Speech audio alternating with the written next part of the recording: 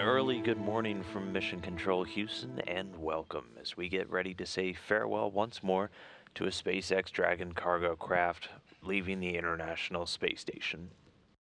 Dragon right now sits poised at the end of the robotic arm, packed with about 3,700 pounds, almost 3,600 pounds of scientific experiments and cargo ready to be released from the grasp of the robotic arm, begin its flight away from the space station, eventually setting it up for a splashdown in the Pacific Ocean a little bit later today. Dragon sitting here was detached from its home for the last month, the Earth-facing port of the Harmony module, a little bit earlier this night at about 11:57 p.m. Central Time, 12:57 a.m. over on the East Coast. And since then, robotics controllers on the ground have maneuvered the cargo craft to where it now sits, ready for the release and that flyaway from the International Space Station. We are targeting a release a little under 20 minutes from now, targeted to come right around 4:04 a.m. in the morning here in Houston, 5:04 a.m. over on the East Coast. Once it gets released, Dragon will slowly start to drift away from the robotic arm and the International Space Station before performing a number of burns or firings of its engine to begin to widen the gap between itself and the orbiting laboratory, eventually sending it on a trajectory away and eventually setting up for what's known as the deorbit burn a little bit later this morning, targeted right now for about 8:51 a.m. Central Time, 9:51 a.m. Eastern Time. That'll be a final firing of the engines on the Dragon spacecraft.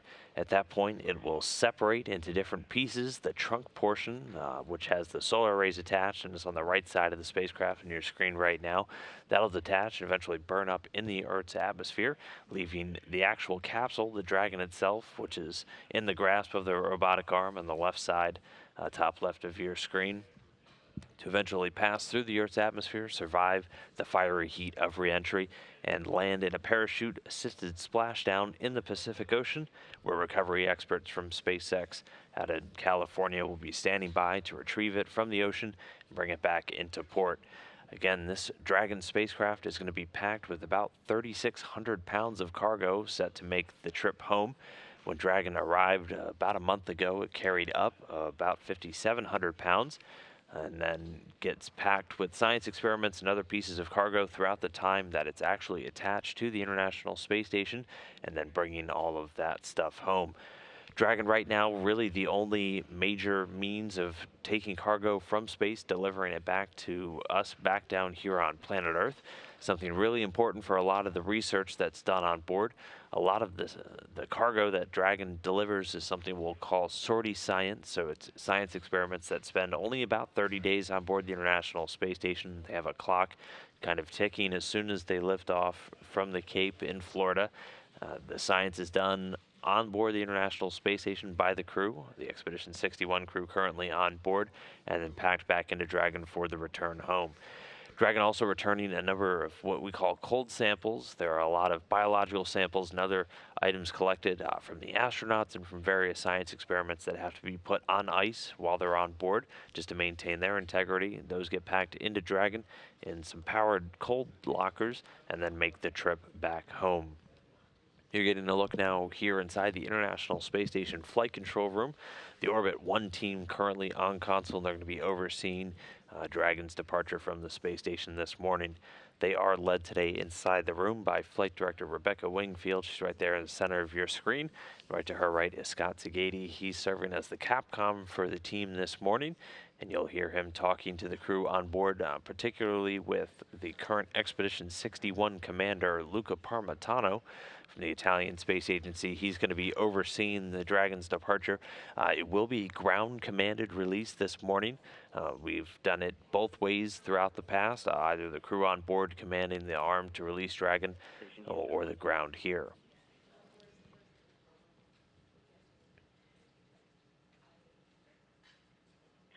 Station 2, go ahead. Okay, Luca, we are go for Dragon configuration checks. You're going to perform step 2 in weather decimal 602.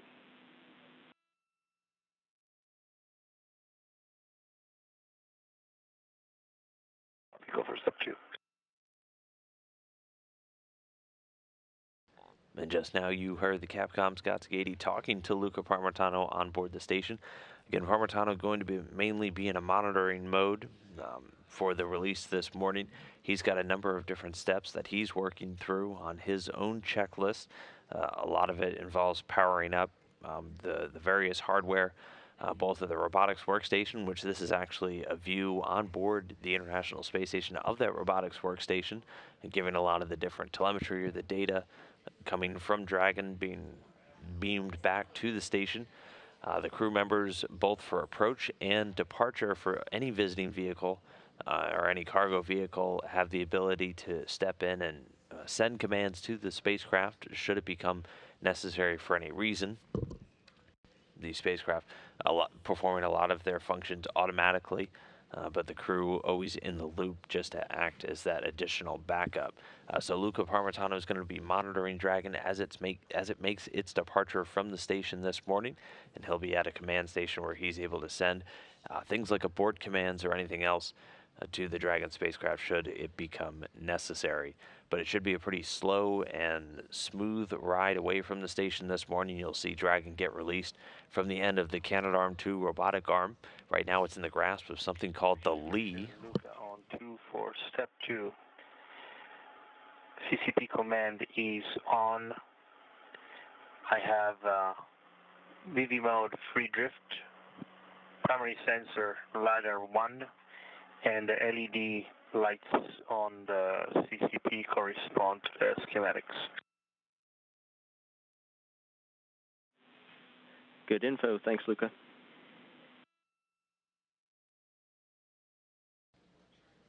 And just there, Luca Parmitano, he's just, again, going through some startup procedures to get him ready in that monitoring mode. You heard him talk about a number of LEDs, so a number of lights on his command panel that he's confirming are on.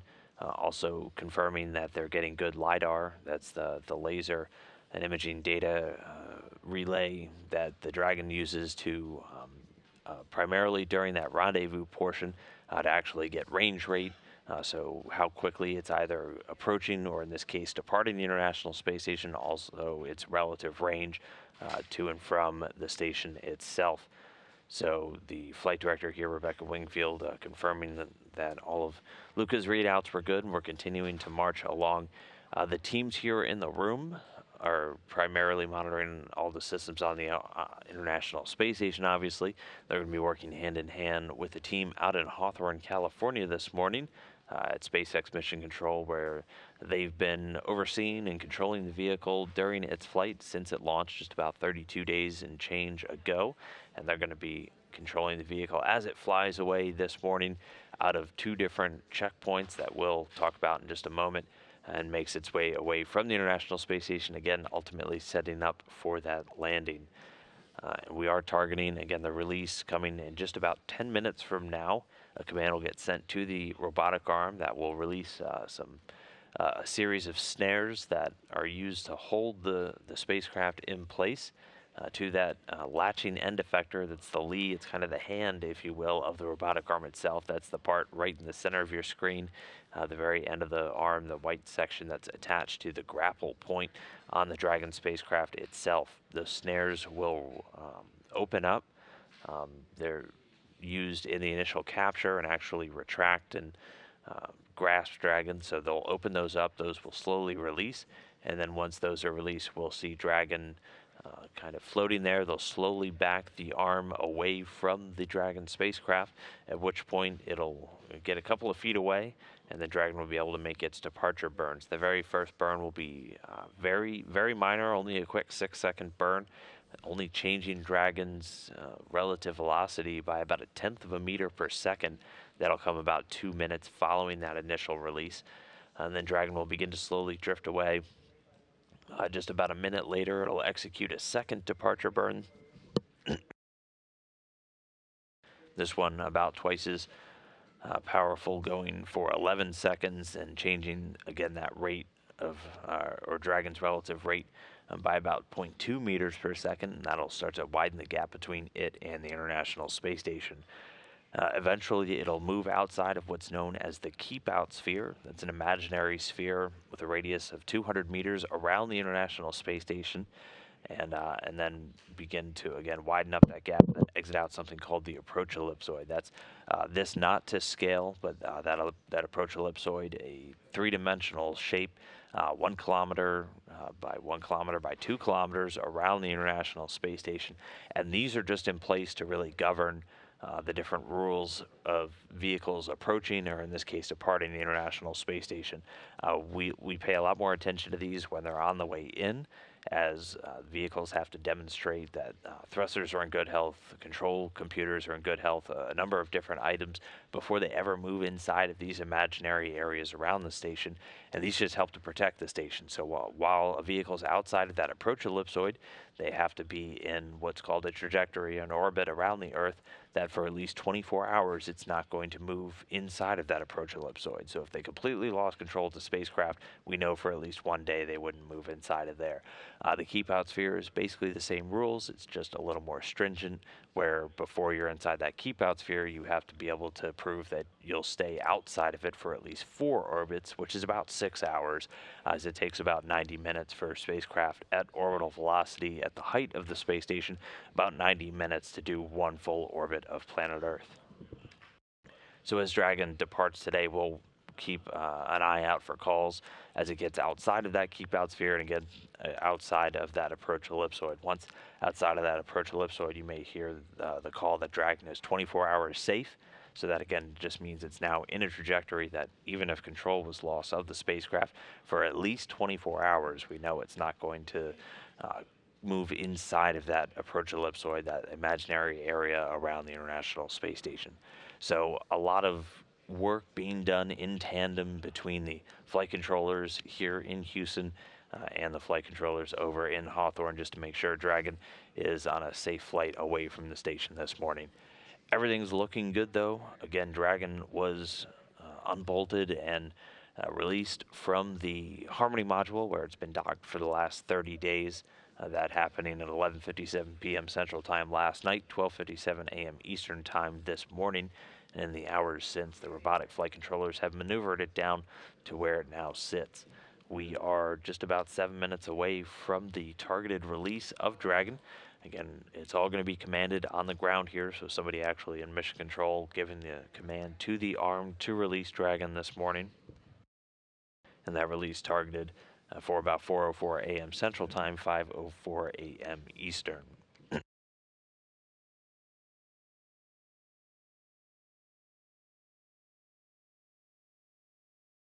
And with an on-time release, we'll see Dragon execute those burns, begin to depart the area around the station, and eventually set it up for the major burn, the deorbit burn, a little bit later this morning. On the latest timeline, we're showing about an 8:51 a.m. Central, 9:51 a.m. Eastern deorbit burn. That's a much more significant firing of those engines. Those will actually fire for just shy of 13 minutes, significantly slowing down the spacecraft and eventually allowing it to just drop out of orbit, lining its trajectory up with the Pacific Ocean, where Dragon will parachute down and splash down and get recovered by recovery teams from SpaceX, who will then haul the capsule back in to the port, and then all of the cargo on board will immediately begin the unloading process. Some of those items, especially what's known as the cold stowage, come out almost immediately and then start to get routed back. A lot of it here to Houston, where that gets parceled out to researchers all across the country and really all across the world, as a lot of different space agencies, even outside NASA, flying research on board these commercial vehicles and supporting the different research being done on board the International Space Station. Again, about 3,600 pounds of stuff, so experiments, materials, things like that. Also, some vehicle hardware going to be making the trip back down to Earth this morning. Just a couple of the highlights of some of the science on board, really focusing on kind of how spaceflight affects the different biological functions, and also taking a number of different looks at radiation. As a lot of the research we're doing on the station, it's really kind of that analog, that proving ground for what we're really looking forward to doing, which is the really long duration space flight outside of low Earth orbit, as we look to once again go to the moon under the Artemis program and then begin setting our sights further out to Mars. There's a lot we still need to know before we're going to be able to send crew members out there. So just some of the experiments that have been taking place on board that are coming home today include the rotifer B1 experiment that actually looks at tiny aquatic animals that are called rotifers, which are found in freshwater ecosystems and soil and have shown to be highly resistant to radiation here on Earth. So this investigation actually looked at the metabolism and the genome of that small aquatic animal on board the station, just to see if they have similar adaptation mechanisms in microgravity or if there's anything that could look different. Also returning a number of rodents on this mission this morning for the Rodent Research 19, which was looking at myostatin and activin, which are signal pathways that influence muscle degradation. So a number of these mice were actually genetically altered pre-flight to either enhance or inhibit that myostatin expression. And this is just looking at possible targets for preventing muscle and bone loss during spaceflight and making that recovery a lot easier once you're actually back down on Earth. Anyone who follows our crew members on board know that they're exercising for about 2 hours every day as the human body adapts to weightlessness. Things like bone and muscle mass can deteriorate pretty significantly without countermeasures. So they do a lot of resistive exercise, a lot of running on a treadmill that actually kind of harnesses them in and pulls them down towards it, just to make sure those hip flexors, those different bones, and those leg muscles get a workout. As otherwise, when you're floating in microgravity, you're really not using them. And Luca, back with you on 2. We are go for Dragon departure on time. Your go to step into steps 3 and 4 in 1.602.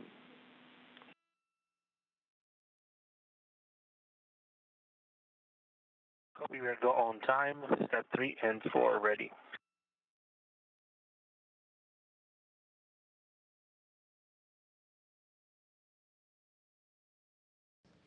And we're looking good for, again, an on-time departure. We're looking for that release to come in just under 2 minutes from now, or about 1 minute 40 seconds away from the planned release of Dragon. Again, Luca Parmitano, the Expedition 61 commander, standing by. He's going to be monitoring Dragon's release this morning.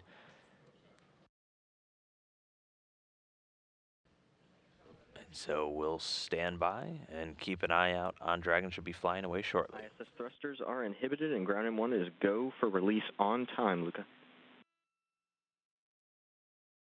Copy, go for release on time.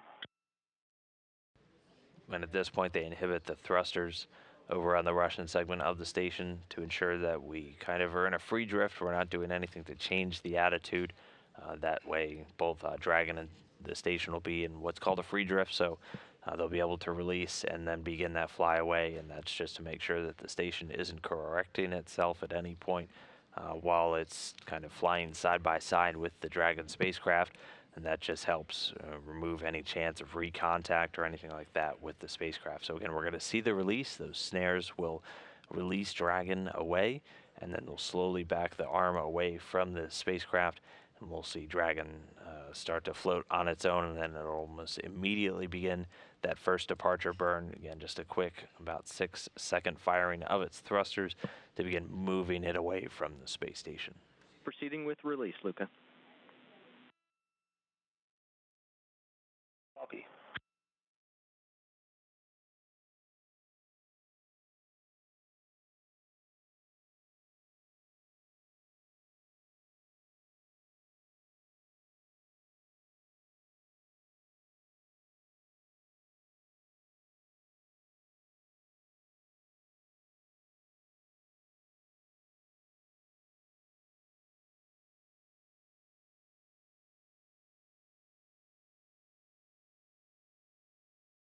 And we're standing by for confirmation of release.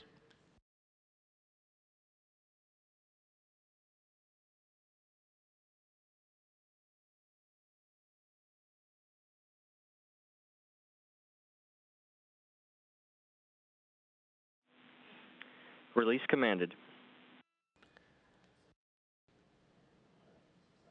And there you go, confirmation the release has been commanded, standing by for release.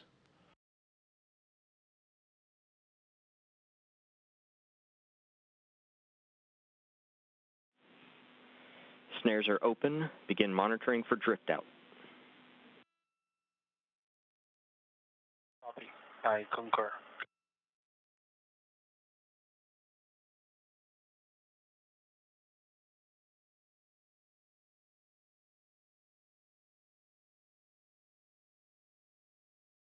And there you can see Dragon drifting away, so we're going to call that release officially at 4:05 a.m. Central Time, 5:05 a.m. Eastern Time, with the station and Dragon flying 271 statute miles just to the southwest of Australia.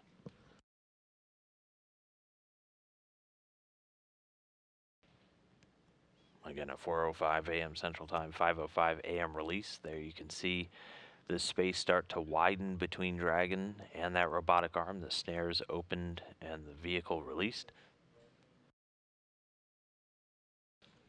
Now we're standing by for that first departure burn. Again, it's just a quick 6-second firing of thrusters on Dragon, moving it away from the station, changing its relative velocity by about 1/10 of a meter per second.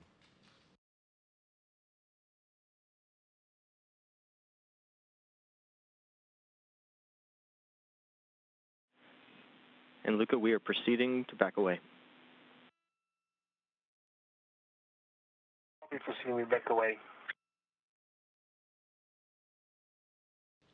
So that back way is going to be a command to the arm to start backing away from the Dragon spacecraft. So again, Dragon at this point still just floating on its own. The robotic arm itself now is going to retract away from Dragon back towards the International Space Station. And you can see things speeding up a little. Back away in progress. And that back away of the arm is in progress. We concur.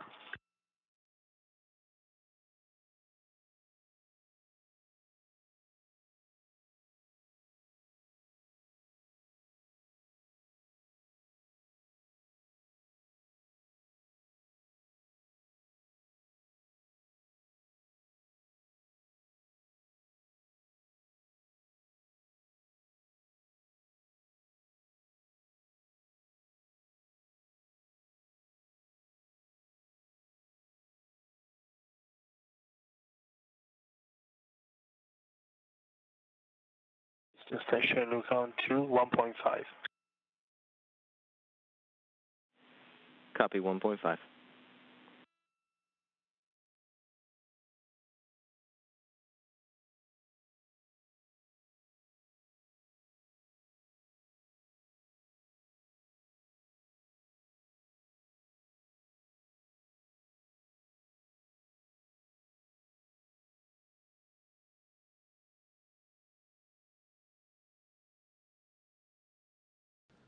The arm already about 3 meters away from Dragon, continuing to back away.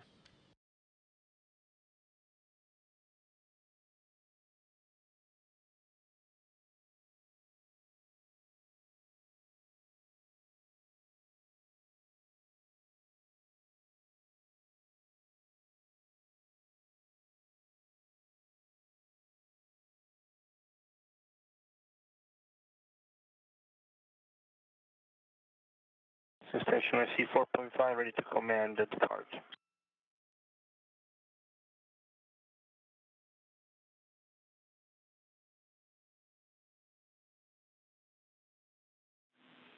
And we concur, Luca, your go.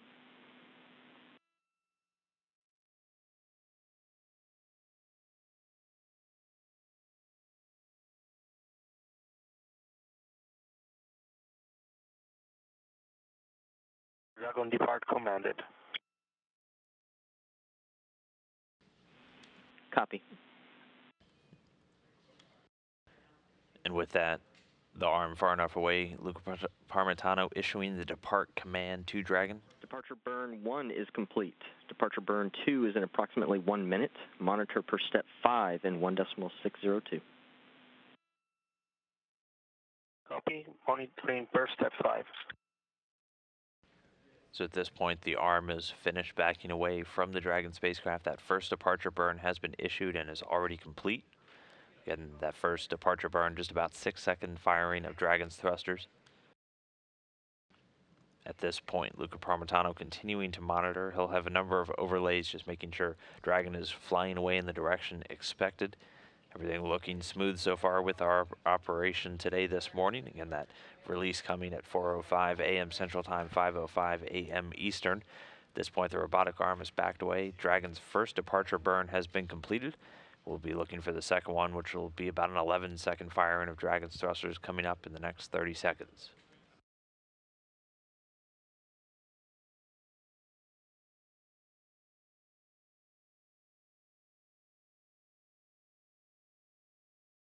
Meanwhile, Australia just coming into view beneath Dragon.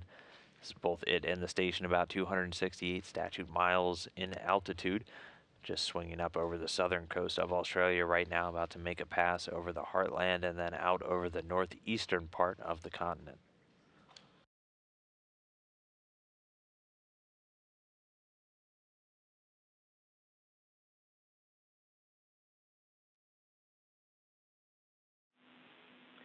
And Luca, departure burn 2. Who's on 2? Go ahead, Luca.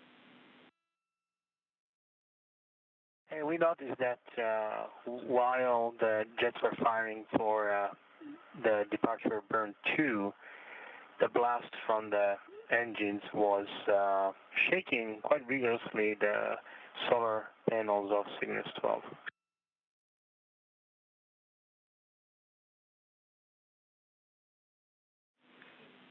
Okay, copy that, Luca. Thanks for that data point right there. I want to let you know, yes, burn 2 is complete. Burn 3 will be in approximately 7 minutes. So you can monitor per step 6 in 1.602. And we've also completed back away of the arm. We back away complete and stepping into 6.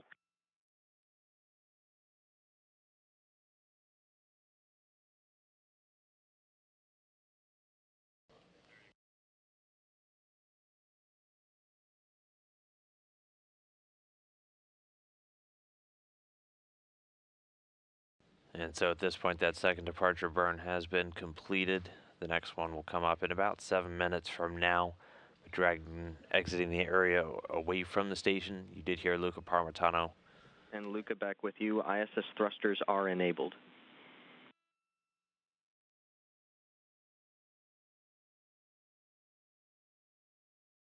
Copy all.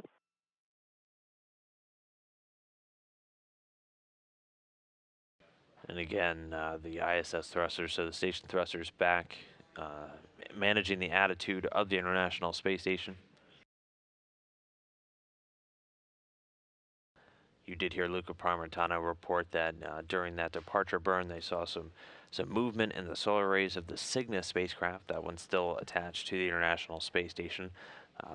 Specifically, some movement on its solar arrays. So teams taking that note, and they'll go off and see if there are any issues with that. They do a lot of analysis anytime vehicles are coming and going to and from the International Space Station. For stuff like that, we'll call the plume of the actual burns when the engines fire. So they'll just go off and make sure there were no impacts to the Cygnus spacecraft. But Luca Parmitano did report down that he saw some movement in the solar rays during that departure burn. For now, though, everything's still looking good with Dragon's departure. 2 burns down. The next one will come up in a couple of minutes from now, about 5 minutes from now at this point. And that will just continue to carry it away from the International Space Station. At this point, we are already just about 100 meters away, and another 100 meters will be outside of what's known as the keep out sphere. Again, that's just this imaginary sphere. Actually getting some view from some of the cameras on Dragon itself as it flies away from the station now. But again, we're going to be coming up in that keep out sphere in about 100 meters. That's just one of 2 kind of imaginary checkpoints around the space station that help govern the different rules that have to be in place for vehicles coming to and from the space station. Once outside the keep out sphere, Dragon will be in what's known as a 4-orbit safe config. So if they were to lose control of the vehicle, we'll know it for at least 4 orbits. It won't come any closer to the International Space Station. And we'll continue to stick with it as long as we have views, or at a minimum until we're outside of the approach ellipsoid. It's a much larger kind of box around the space station, at which point Dragon will be what's called 24 hours safe, so even if the vehicle were to completely lose control, we know for at least 24 hours it won't move inside of that approach ellipsoid around the station. So continuing to fly away. That release again came just 10 minutes ago at 4:05 a.m. Central Time, 5:05 a.m. Eastern. All of this setting up for a splashdown a little bit later this morning. Right now still targeted at 10:41 a.m. Eastern, 9:41 a.m. Central.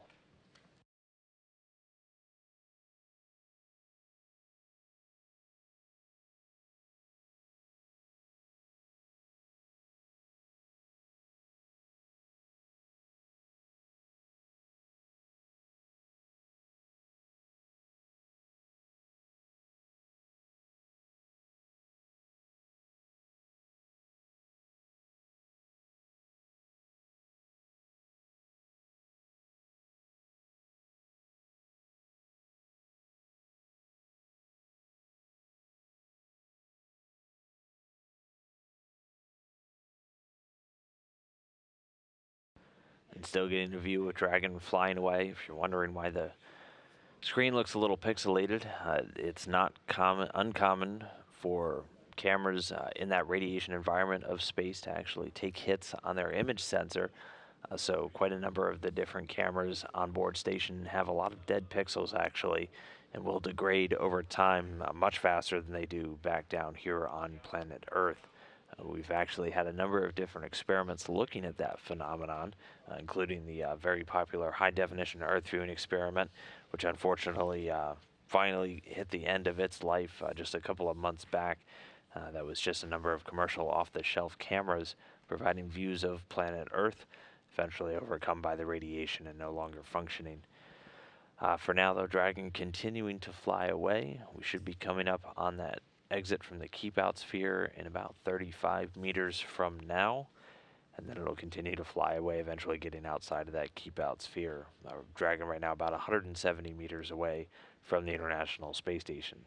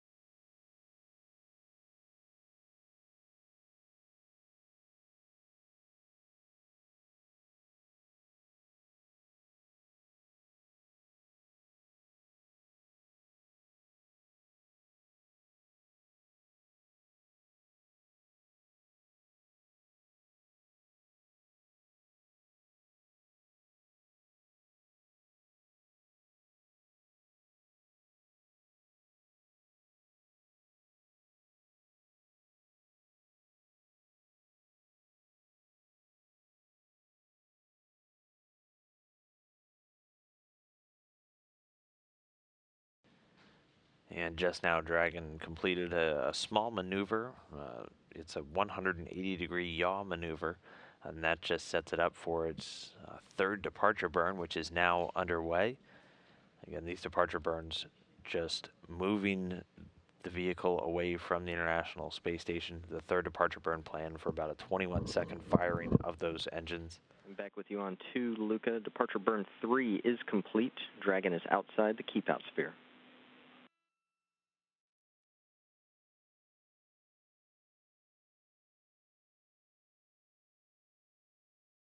Copy. I can still track it for a little bit, I think, if you need me.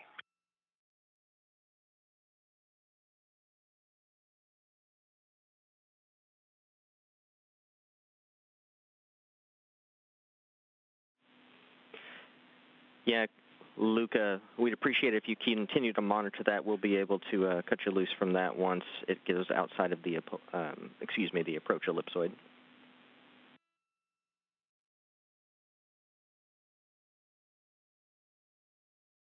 Absolutely. I have the whole morning available.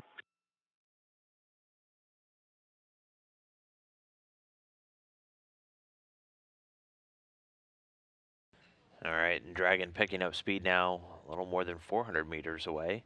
So it's outside of that keep out sphere. You heard the Capcom Scott Skady give the call up, reporting the Dragon's outside of that sphere. Again, that's about a 200-meter radius sphere around the space station that's used as kind of a checkpoint as vehicles are approaching and departing, as is the case this morning.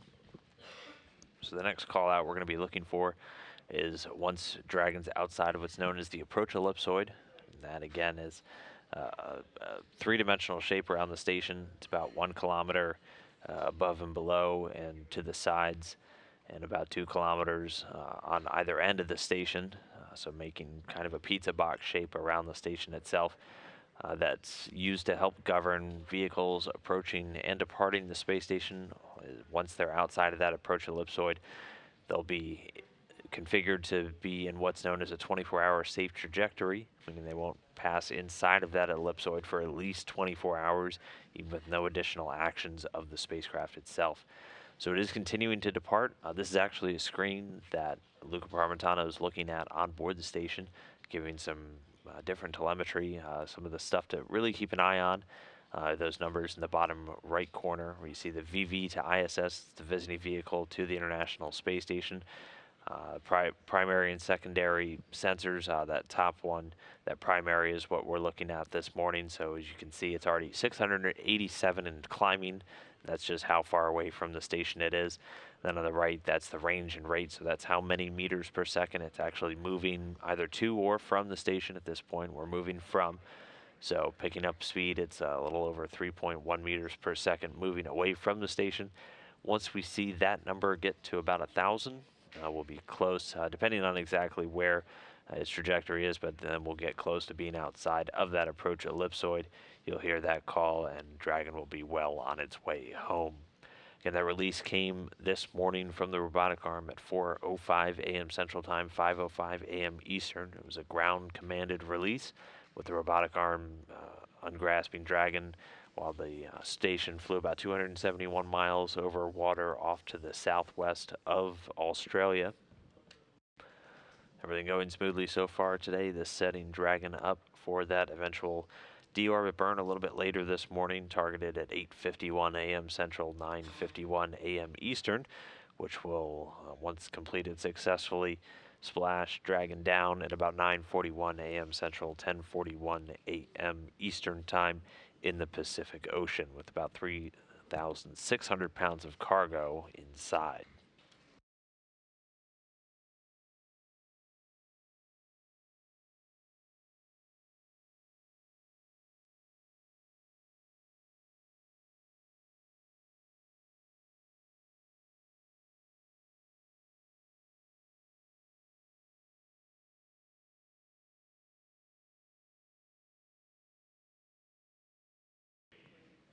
And again, still standing by. We should be outside of that approach ellipsoid inside of a minute from now.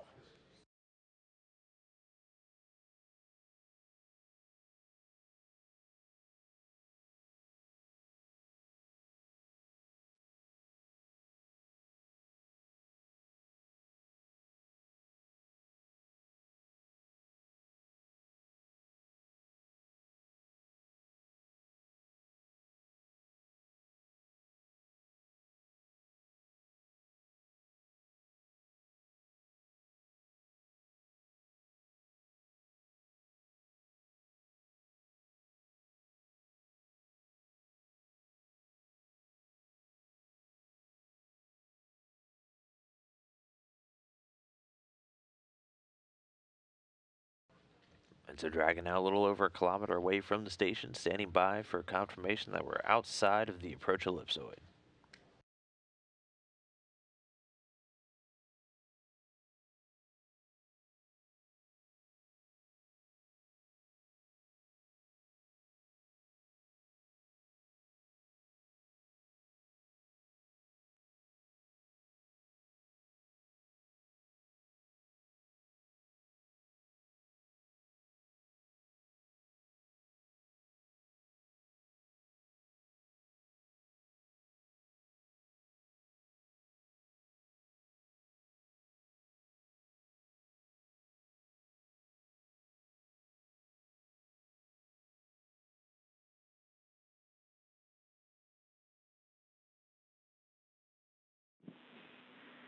And Luca, back with you on 2. Good news. Dragon is outside the approach ellipsoid and on a safe 24-hour free drift trajectory. So with that, you're released from monitoring duties, and you are good to take care of your monitor deact and CCP deroute activities, and then have yourself a wonderful rest of your day.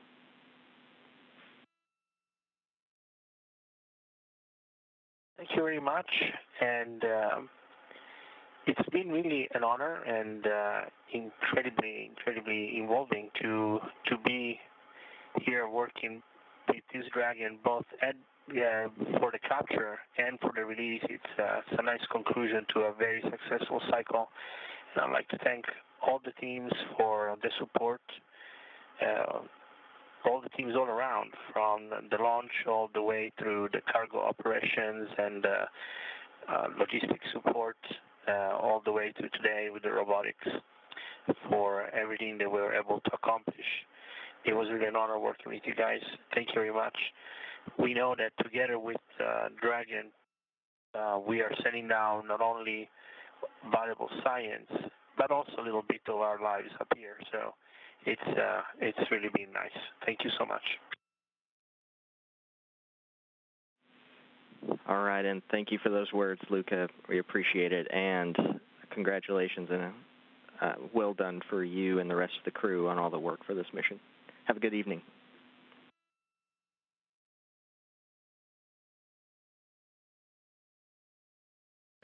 And with that Dragon now well outside of that approach ellipsoid, you heard some final words from the Expedition 61 commander, Luca Parmitano.